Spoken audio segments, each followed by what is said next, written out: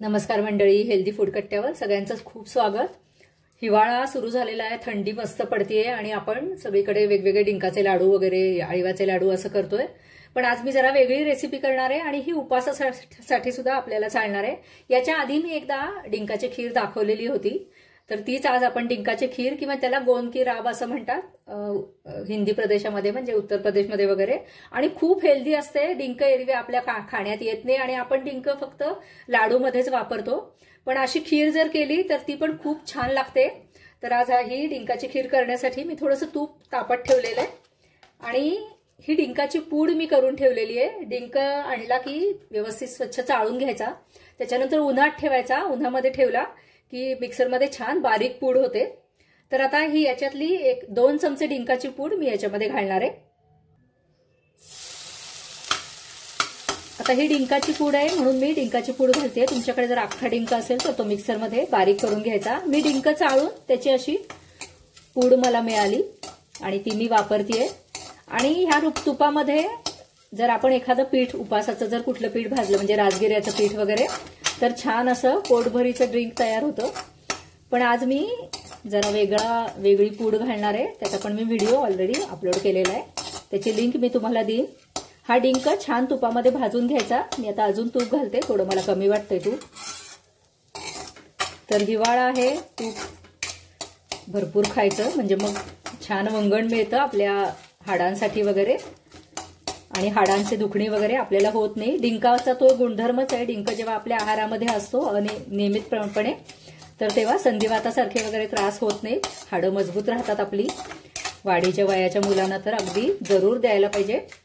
तर तो डिंकाचे लाडू तर आपण करतो, पण हा वेगळा प्रकार मी तुम्हाला दाखवणार आहे। छान भाजून घ्यायचा तुपामध्ये।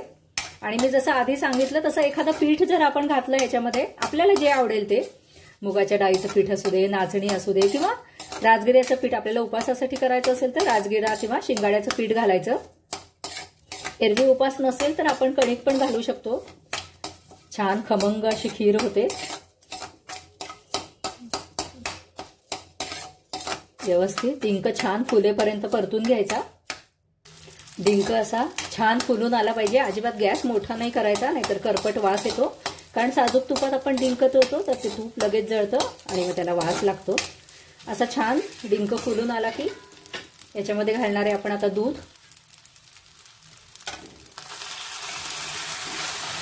साई पण घातलेली आहे मी। डिंक बारीक केलेला असला की छान पटकन विरघळतो, फार वेळ लागत नाही। आता हा सगळा डिंक आपला विरघळलेला आहे।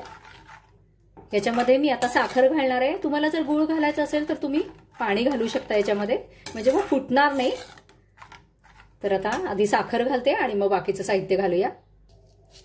साधारण अर्धी वाटी साखर घालतेय, तुमच्या आवडीनुसार, तुमच्या गोडाच्या आवडीनुसार तुम्ही कमी जास्त करू शकता। ह्याच्यामध्ये जर खडी साखर घातली तर ते अजून हेल्दी होईल।